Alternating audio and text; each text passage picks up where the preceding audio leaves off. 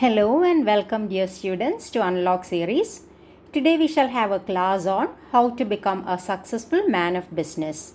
It is based on the essay on the education of a man of business, which is included in the text Effective Business Communication, the prescribed textbook for semester 3 BCom degree students of the University of Kerala. In this session, we shall look into the first part of the essay on the education of a man of business. Before we proceed into the essay, let's have a look at the author. The author of this essay is Arthur Helps, who was an English historian, essayist, and novelist. His first literary work is Thoughts in the Cloister and Crowd, a collection of aphorisms on life, characters, politics, and manners. Aphorisms means proverb-like sayings.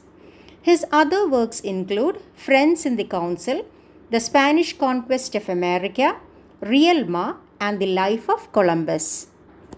Arthur Helps also edited the speeches of Prince Albert and also wrote a preface to Queen Victoria's Leaves from a Journal of Her Life in the Highlands.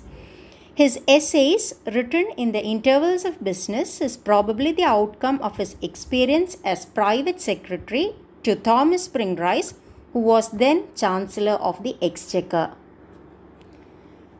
As I've already mentioned, the essay on the education of a man of business tells about a successful man of business and also about the importance of ethical and moral values in the lives of men of business.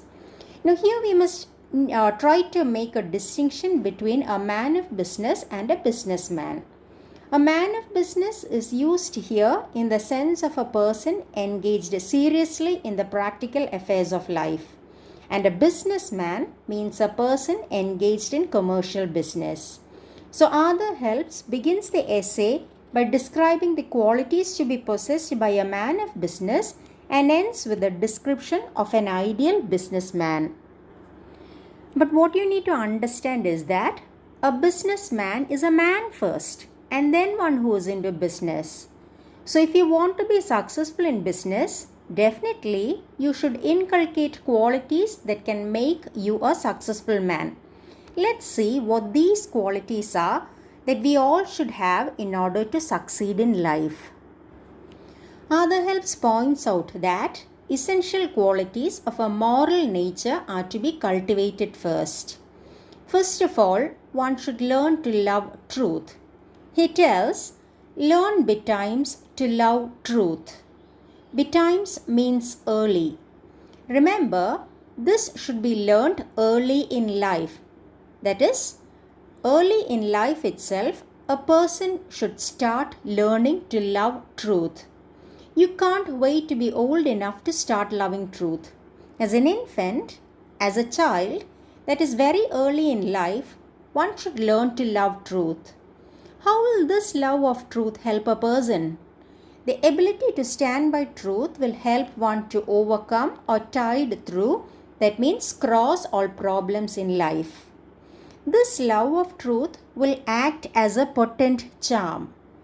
A charm is something having magical powers to overcome difficulties. For example, some of us will try to carry lockets and pens and such other things, hoping or believing that these little things will help us overcome the problems that we have to face. So such things are often referred to as magical charms. So this love of truth will help a person to overcome the problems of world's entanglements. Now love of truth will help us overcome the problems and the crises in life. I'm sure you know the song We Shall Overcome, where we sing, truth shall make us free. Now as you read the text, pay attention to the word potent, which means powerful. Its synonyms are strong, vigorous. One advantage of loving truth is that it makes a man simple. Where there is simplicity, there will always be less errors, or we can say simplicity in life reduces errors. To add to it, love of truth conduces to the highest intellectual development. That means it provides a chance for highest intellectual development. Take note of the word conduce. It means provide encouraging circumstances, and its synonyms are aid, help, assist. When we examine the life of all great persons, we can understand that the hallmark of their life was simplicity and love of truth. The second quality that helps advocates is charity. We know that charity is the act of extending love and kindness to others unconditionally. Charity springs from a heart which realizes that we should be compassionate to others. That is, charity helps in understanding others, or to say, charity enlightens understanding. The next quality a man of business should develop is the ability to form principles. It is principles that help us move ahead in life in the right direction. What happens if you are a person without principles? You will be like a boat without a rudder. A rudder is a device that helps to navigate or to steer a ship or a boat. So if a boat does not have a rudder, you know what can happen? The wind and the waves can carry it anywhere. Likewise, if you don't live your life based on certain principles, the waves of the world can destroy you.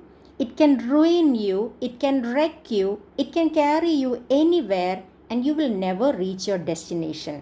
So principles and formation of principles is very important in a person's life. They are to be the results of study. So principles to be formed in a person's life should be the result of a study. Learn history or ethics or philosophy or politics or literature or anything. You can form principles based on your study. Or we can say principles are to be the reward of one's labor. Let's try to understand something about principles. A principle is like a law. You're very familiar with Newton's laws and other such laws. These laws of the physical world are permanent. They have a certainty, that is, they do not change. But for a man, principles can change. The principles that you formulate early in your life may not be good enough. They may be unsound and insufficient. But that does not mean that we can escape without forming principles. Since you have already nourished a love of truth, the moment you find that your principles are not good enough, the moment that you find your principles are wrong or flawed or erroneous, you will drop them and you can replace them with new principles. That is why we say that principles can change. So look at the two words, nourish and erroneous. The moment that you find that your principles are erroneous or wrong, now what makes you understand that your principles are wrong? That is because you have nourished a love for truth. That is, you have nurtured a love for truth. So this nurture or this love for truth makes you drop your erroneous principles. Erroneous means flawed or wrong or faulty. So we find that other helps gives importance to ethical and moral values to be inculcated by a successful man of business. And these values are love of truth, charity, and formation of principles early in one's life. I hope you have understood the first part. We shall move into the second part in the next lecture series. Till then, stay safe, stay healthy, and take care. Bye.